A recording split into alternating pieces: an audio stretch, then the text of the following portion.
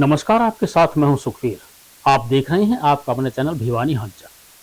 सबसे पहले एक नजर आज की न्यूज हेडलाइंस पर। सरकारी स्कूलों को ब्रांड के रूप में किया जा रहा विकसित, कहा शिक्षा मंत्री महिपाल ढांडा ने। फ्लड मैनेजमेंट को लेकर सिंचाई विभाग सतर्क, कहा सिंचाई मंत्री श्रुति चौधरी ने। मार्क्सवादी कम्युनिस्ट पार्टी ने अपनी मांगों को लेकर मुख्यमंत्री व राष्ट्रपति को भेजे ज्ञापन। भिवानी के गांव में जल भराव का निरीक्षण करने पहुंचे इनेलो विधायक अर्जुन चौटाला। युवा कल्याण संगठन ने पूर्व राज्यपाल चौधरी सतपाल मलिक को दी श्रद्धांजलि। Little hearts group of schools में रक्षाबंधन के त्योहार की धूम। अब खबरें विस्तार से। पंचायत भवन में कष्ट निवारण समिति की मासिक बैठक का आयोजन किया गया। बैठक की अध्यक्षता शिक्षा मंत्री महिपाल ढांडा ने की। मासिक बैठक में शिक्षा मंत्री के समक्ष रखे गए 15 परिवादों में से 9 परिवादों का मौके पर निपटान किया गया। शिक्षा मंत्री ने कहा कि बिहार में इस बार कांग्रेस पार्टी का सुपड़ा साफ हो जाएगा और बिहार में पूर्ण बहुमत के साथ एनडीए की सरकार बनी। लोकसभा में विपक्ष के नेता राहुल गांधी पर उन्होंने अनर्गल बयानबाजी करने के आरोप लगाए।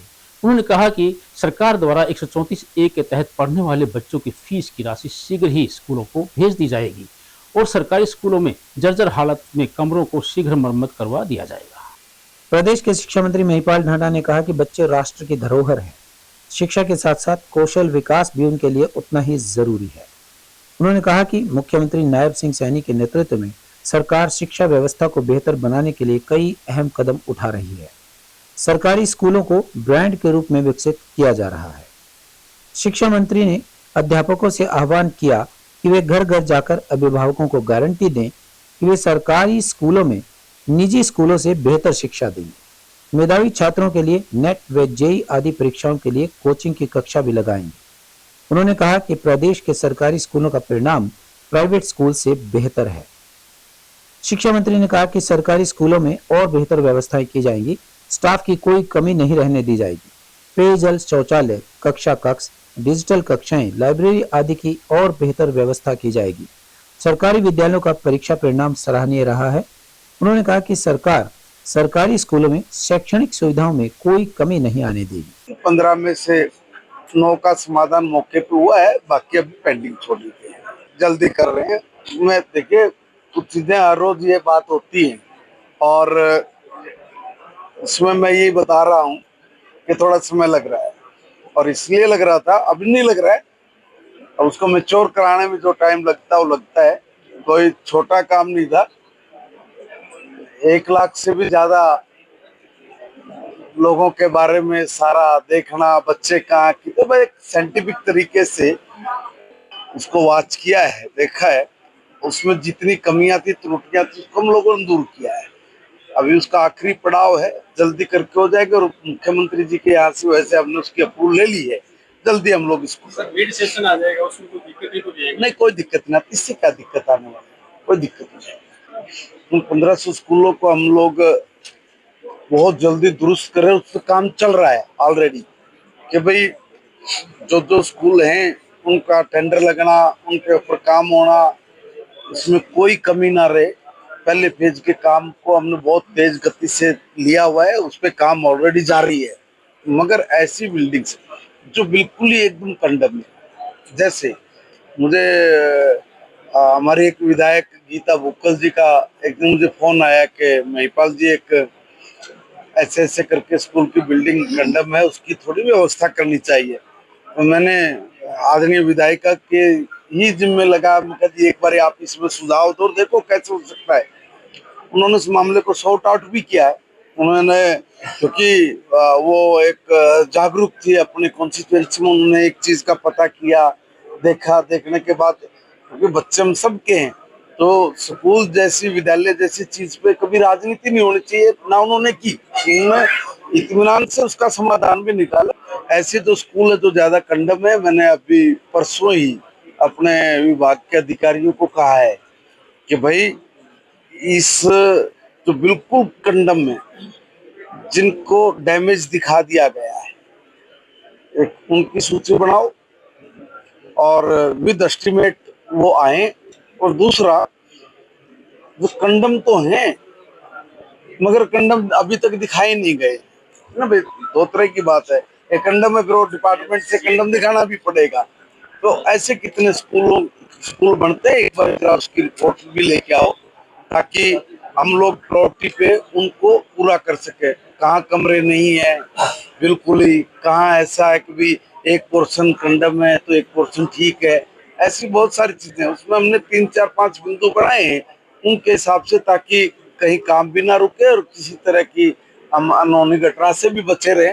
सिंचाई मंत्री श्रुति चौधरी ने तोशाम हलके के जल भराव वाले क्षेत्रों का दौरा करके अधिकारियों को आवश्यक दिशा निर्देश दिए हैं। उन्होंने बताया कि सतलुज यमुना लिंक नहर का मुद्दा इंटरस्टेट्स का मुद्दा है और इस मुद्दे को सुलझाने के लिए मुख्यमंत्रियों की बैठक हो चुकी है। सुप्रीम कोर्ट में लंबित चल रहे इस मुद्दे का हल शीघ्र होने की संभावना है। उन्होंने कहा कि सिंचाई विभाग शीघ्र ही जल भराव की समस्या से किसानों को राहत दिला देगा। हरियाणा के सिंचाई मंत्री श्रुति चौधरी ने कहा कि फ्लड मैनेजमेंट को लेकर राज्य सरकार गंभीरता से कार्य कर रही है। इसके लिए मुख्यमंत्री ने मीटिंग करके महत्वपूर्ण निर्णय लिए हैं। सिंचाई मंत्री श्रुति चौधरी ने कहा कि तोशाम विधानसभा क्षेत्र के तहत आने वाले विभिन्न गांवों में जल भराव की स्थिति का अधिकारियों के साथ जायजा लिया है और उचित प्रबंधन के निर्देश भी दिए हैं। वहीं पत्रकारों से बातचीत करते हुए सिंचाई मंत्री ने कहा कि सतलुज यमुना लिंक नहर का मुद्दा इंटरस्टेट मुद्दा है। हाल ही में केंद्रीय जल मंत्री CR पाटिल के नेतृत्व में पंजाब व हरियाणा के मुख्यमंत्रियों की बैठक हुई है। इस मामले का हल निकालने का प्रयास किया जा रहा है। उन्होंने कहा कि यह मामला लंबे समय तक सुप्रीम कोर्ट में भी चला है। इस मामले का हल निकालने की कोशिशें केंद्र व राज्य सरकार लगातार कर रही है। श्रुति चौधरी ने कहा कि अब की बार मॉनसून काफी बेहतर रहा, जिसके चलते अनेक स्थानों पर जल भराव हुआ। सिंचाई विभाग अपने स्तर पर जल भराव की समस्या से निपटने के लिए लगा हुआ है।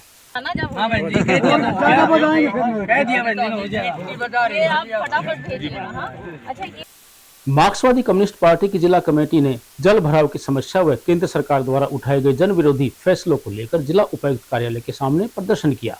प्रदर्शन की अध्यक्षता करते हुए मार्क्सवादी कम्युनिस्ट पार्टी सचिव मंडल सदस्य सुखदेव पालुवास व माकपा नेता कॉमरेड ओम प्रकाश ने कहा कि तोशाम, भिवानी व बवानीखेड़ा तहसील के 2 दर्जन से ज्यादा गांव में भयंकर जल भराव है, जिसके कारण किसानों की सारी फसल बर्बाद हो चुकी है।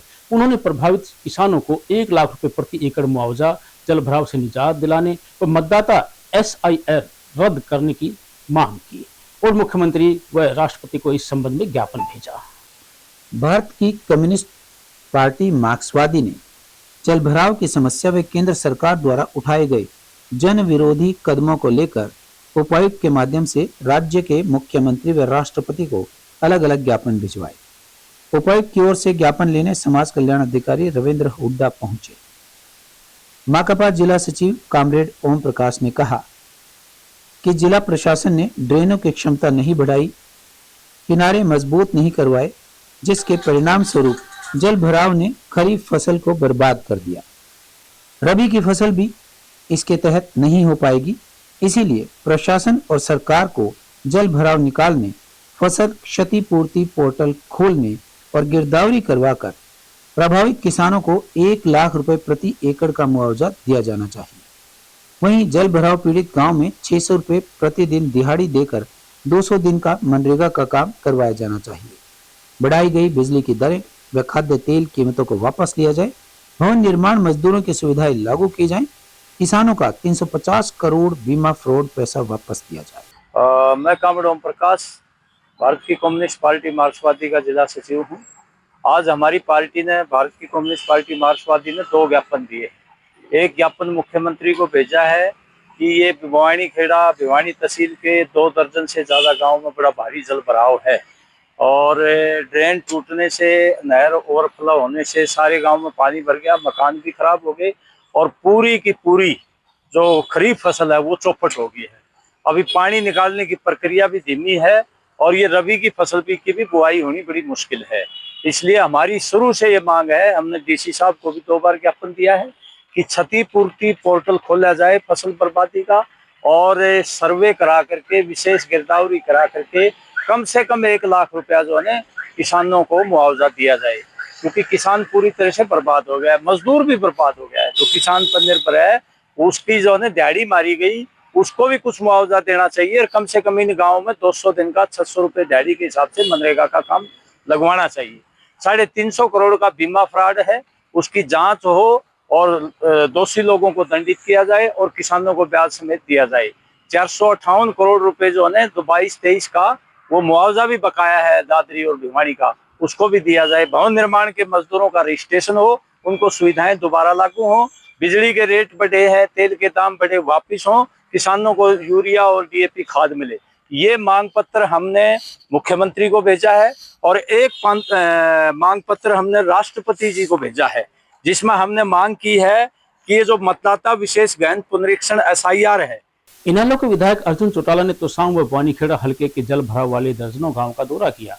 अर्जुन चौटाला ने हरियाणा सरकार से मांग की है कि जल भराव से प्रभावित गांवों की किसानों को 50,000 रुपए प्रति एकड़ मुआवजा दिया जाए। उन्हें प्रदेश की भाजपा सरकार और पंजाब की भगवंत सरकार को निशाने पर लेते हुए कहा कि हरियाणा में मुख्यमंत्री कमजोर है और पंजाब के मुख्यमंत्री पियक्कड़ हैं। उन्होंने कांग्रेस नेता भूपेंद्र सिंह हुड्डा को सदमे से बाहर निकलकर विपक्ष की भूमिका निभाने की नसीहत दी। इनेलो विधायक अर्जुन चौटाला बवानीखेड़ा हलके के बाढ़ ग्रस्त गांवों का दौरा करने पहुंचे।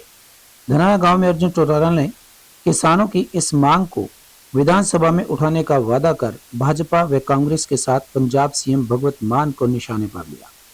अर्जुन चौटाला ने हरियाणा सरकार से मांग की कि जल भराव से प्रभावित गांवों के किसानों को प्रति एकड़ 50,000 रुपए का मुआवजा दिया जाए।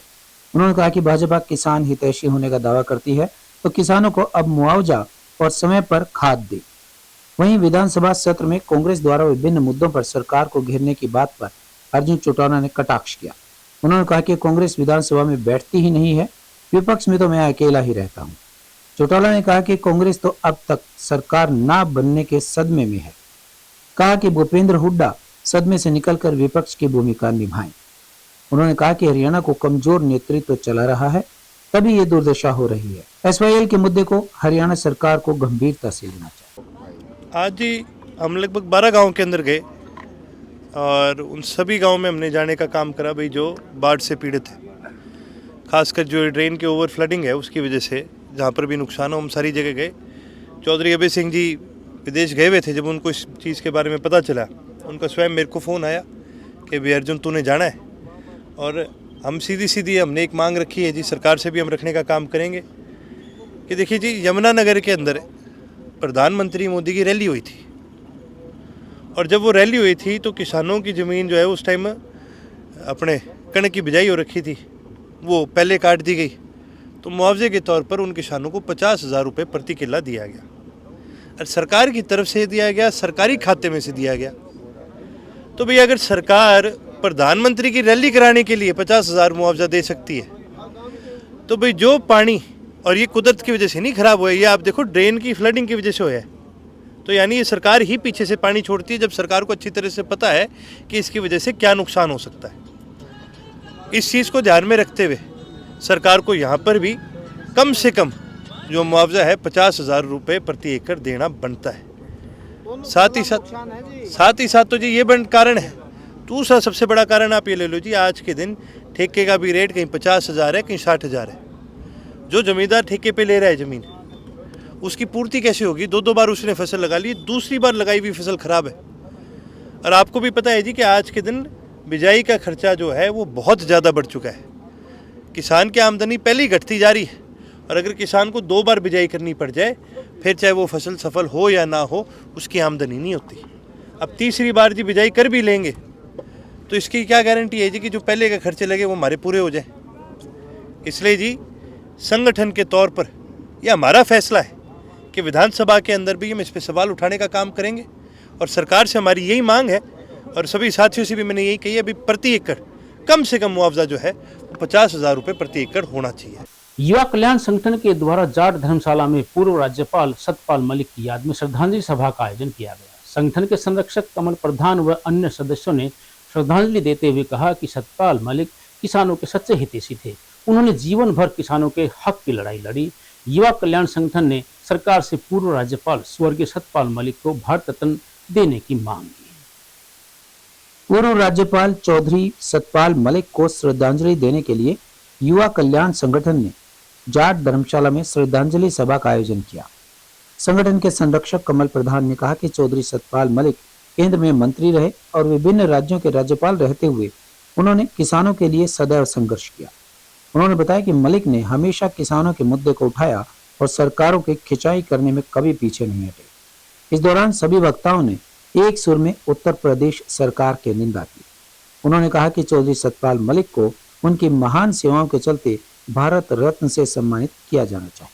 आज जाट धर्मशाला में सभी जाट सभा के मेंबर और जाट धर्मशाला जितने भी कार्यकारिणी है उनने सब ने मिलकर चौधरी सतपाल मलिक जो एक महान किसान नेता भी थे और जब केंद्र में मंत्री थे तब भी उन किसानों के लिए बहुत योजना लाई और जब वो विभिन्न राज्यपाल रहे विभिन्न स्टेटों के तो वहाँ भी उन्होंने किसानों के लिए और किसानों के लिए हमेशा दरवाजे खुले रहते थे और किसानों की जितनी योजना थी उस टाइम मौजूदा जितनी भी सरकार थी चाहे वो मेघालय के राज्यपाल रहे हो चाहे जम्मू कश्मीर के रहे हो चाहे मणिपुर के रहे हो तो सभी जाके वहाँ किसानों के लिए लड़ाई लड़ते रहे। ऐसे महान योद्धा को आज हम सभी ने मिलकर श्रद्धा के सुमन अर्पित किए हैं और हमें एक बात का दुख भी है इतने बड़े किसान योद्धा जितने गवर्नर भी रहे केंद्र मंत्री भी रहे और एक बहुत बड़े वो चिंतन भी थे और कृषि एक्सपर्ट भी थे उनको जिस प्रकार से राज्य सम्मान नहीं दिया इस बात का दुख हमें है।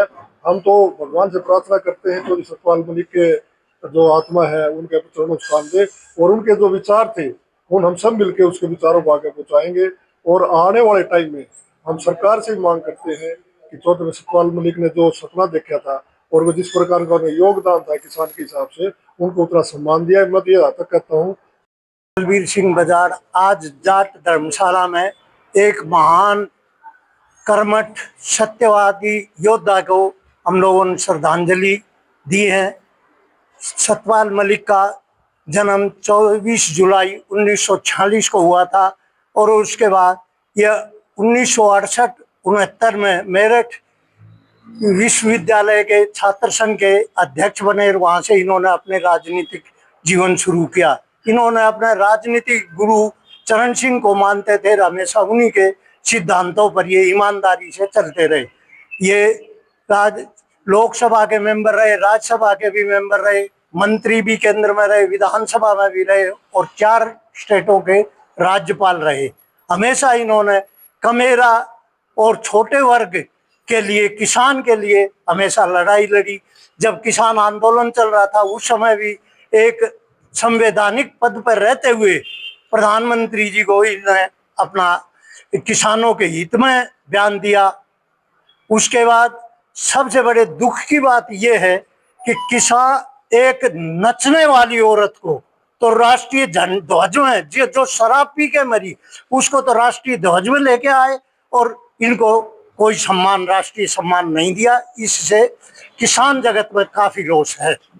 सतपाल मलिक की जो श्रद्धा सुमन अर्पित किए हैं, ये वो महान नेता थे जिन्होंने J&K में जब ये जो धारा 370 खत्म करी थी, प्रधानमंत्री की पिंडी कांपती थी, पता नहीं कितने आदमी मर जाएंगे वहाँ। और सतपाल ने ऐसे प्रभाव से वहाँ चिड़िया को भी नहीं मारा है और पूरा उसको अच्छी तरह से लागू किया। और जब भी 42 जवानों की मृत्यु हुई उस पर भी आवाज उठाई इसने CRP के बाद। 42 जवानों को इनको हेलीकॉप्टर नहीं दिया गया इसलिए वो मरे। उसके बाद भी उसने प्रधानमंत्री को कहा और ये एक ऐसा शेर था जिसने जाकर रिजाइन लेकर के प्रधानमंत्री के पास गया था, जबकि किसानों की आवाज उठाई कि इनको कुछ थोड़ी बहुत इनकी मान ले, बाकी इनको खाली हाथ नहीं भेजना।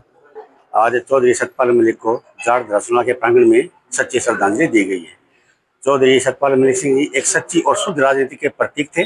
चौधरी चरण सिंह की उंगली पकड़ के उन्होंने शुद्ध राजनीति की। देश और प्रदेश के विभिन्न पदों पर रहते हुए अपनी एक हर जगह छाप छोड़ी है। भिवानी जिले से चौधरी सतपाल मलिक का एक पुराना नाता है, वो दादरी में उनका ननिहाल है और उनके पूर्वज अपने सोनीपत डिस्ट्रिक्ट से ही यूपी में गए थे। Little heart group of schools में सावन महीने के दौरान विभिन्न प्रतियोगिताओं का आयोजन किया गया।